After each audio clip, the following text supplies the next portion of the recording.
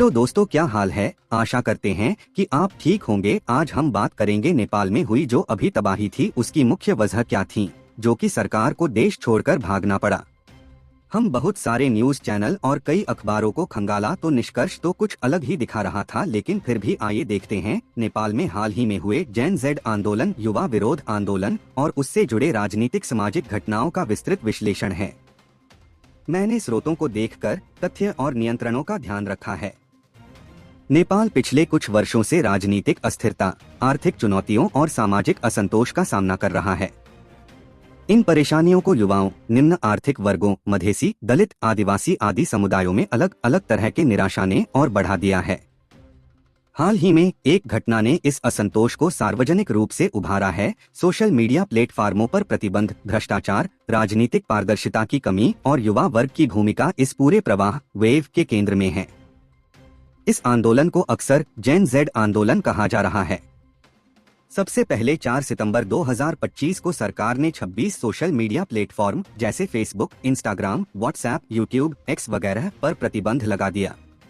उसके बाद कुछ दिन यह प्रतिबंध युवा लोगों में भारी विरोध का कारण बना। विशेषकर सोशल मीडिया पर सक्रिय युवा वर्ग ज्यादा प्रभावित हुआ, क्योंकि सोशल मीडिया के जरिए बहुत से कार्य और स्टडी करने वाले लोग विशेषकर सामने आए। 8-9 सितंबर 2025 विरोध प्रदर्शन के दौरान हिंसा भड़क उठी। पुलिस ने आंसू गैस, वाटर कैनन, रबर की गोलियां इस्तेमाल की। कई जगह प्रदर्शनकारियों ने सरकारी भवनों, पुलिस थानों, कुछ राजनीतिक नेताओं के आवास आदि को आग लगा दी। 9 सितंबर 2025 संसद भवन पर हमला, स्टॉर्मिंग ऑफ पार्लियामेंट हुआ। प्रदर्शनकारी संसद भवन में घुसने का प्रयास कर रहे थे। व्यवस्था को नियंत्रित करने की कोशिश हुई। 9 सितंबर 2025 कानून व्यवस्था बनाए रखने के लिए कई शहरों में कर्फ्यू लग गया। हिंसा बढ़ते जाने के बाद सोशल मीडिया प्रतिबंध को वापस लिया गया। 12 सितंबर 2025 के पी शर्मा ओली प्रधानमंत्री पद से इस्तीफा देने को मजबूर हुए। इंटरिम सरकार की स्थापना हुई। न्यू प्राइम मिनिस्टर बनी सुशीला कर्की, नेपाल की पहली महिला पीएम।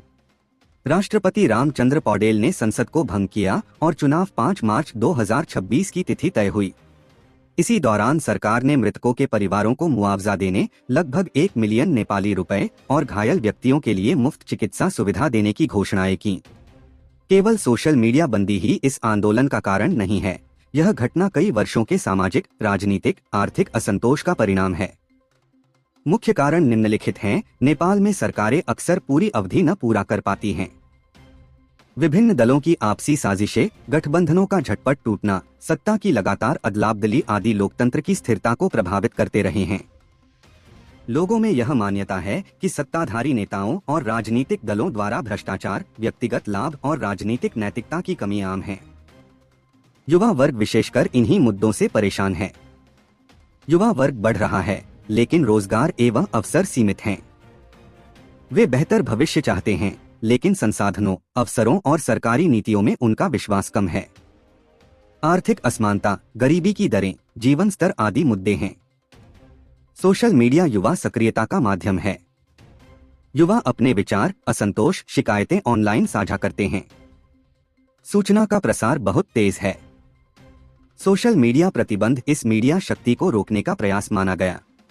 प्रतिबंध के बाद यह स्पष्ट हुआ कि युवा वर्ग जेन जेड सूचना साझा करने और लोकतांत्रिक अधिकारों के लिए लड़ने का माध्यम खोज चुका था। अचानक सोशल मीडिया प्लेटफार्मों पर प्रतिबंध जैसा फैसला बिना पर्याप्त सार्वजनिक संवाद या पूर्व चेतावनी के लिया गया। यह निर्णय लोगों की रोजमर्रा की जिंदगी, सूचना प्रवाह, रोजगार आदि को प्रभावित करता है। इस तरह के फैसले जन भावना से दूर लगते हैं। इस आंदोलन का कोई साफ पार्टी नेतृत्व नहीं है। ये पारंपरिक राजनीतिक दलों से अलग है। युवा, छात्र, सोशल मीडिया एक्टिविस्ट, कामगार सभी शामिल हुए। शुरुआत युवा वर्ग से हुई, लेकिन आंदोलन जल्दी ही देश भर में फैल गया। विभिन्न वर्गों के लोग शामिल हुए, छात्र, युवा, महिलाएं, जो राजनीतिक दलों से निराश थे। शुरुआत में शांतिपूर्ण विरोध था, किंतु नियंत्रण न होने तथा पुलिस मिलिशिया की प्रतिक्रिया के कारण हिंसा हुई। सरकारी संरचनाओं में तोड़फोड़, आगजनी, पुलिस नियंत्रण रेखाएं टूटना आदि घटित हुआ। अंतरिम सरकार का काम स्थायित्व बहाल करना, आंदोलन के घाव भरने, नए चुनाव की प्रक्रिया सुनिश्चित करना है। 5 मार्च 2026 को आम चुनाव का ऐलान किया गया है। यह आंदोलन की मांगों में से एक था, लोकतांत्रिक प्रक्रिया और नए नेतृत्व का चुनाव। सरकार ने सोशल मीडिया प्लेटफार्मों पर लगाया गया प्रतिबंध हटा लिया। सूचना और अभिव्यक्ति की स्वतंत्रता पर लगे इस प्रतिबंध को जन भावना ने अस्वीकार कर दिया। कई लोगों की जान गई, बड़ी संख्या में लोग घायल हुए। सरकारी और गैर सरकारी संपत्तियों को काफी नुकसान हुआ। विरोध के दौरान पुलिस और प्रदर्शनकारियों के बीच कहर बढ़ा। घटना ने नेपाल की राजनीतिक व्यवस्था, भ्रष्टाचार, युवाओं की नाराजगी आदि को अंतर्राष्ट्रीय मीडिया व विश्लेषकों की नजरों में ला दिया। यह नेपाल की लोकतांत्रिक छवि के लिए एक चुनौती है। यह आंदोलन सिर्फ विरोध नहीं, बल्कि नेपाल में लोकतंत्र, युवाओं की भागीदारी, नीति और सरकार की जवाबदेही के लिए एक परीक्षा है। यह स्पष्ट है कि युवा जनता अब सिर्फ वोट देने के लिए नहीं, बल्कि सूचना, सोशल मीडिया उपयोग, आवाज उठाने और सार्वजनिक निर्णयों में शामिल होने के लिए प्रेरित है। जनता मांग कर रही है कि पारदर्शिता बढ़े, भ्रष्टाचार कम हो, राजनीतिक दलों के अंदर परिवर्तन आए।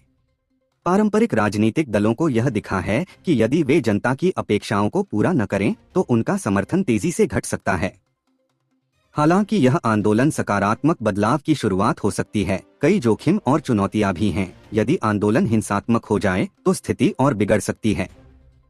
इसके सामाजिक टकराव, कानून व्यवस्था में गिरावट आदि हो सकते हैं।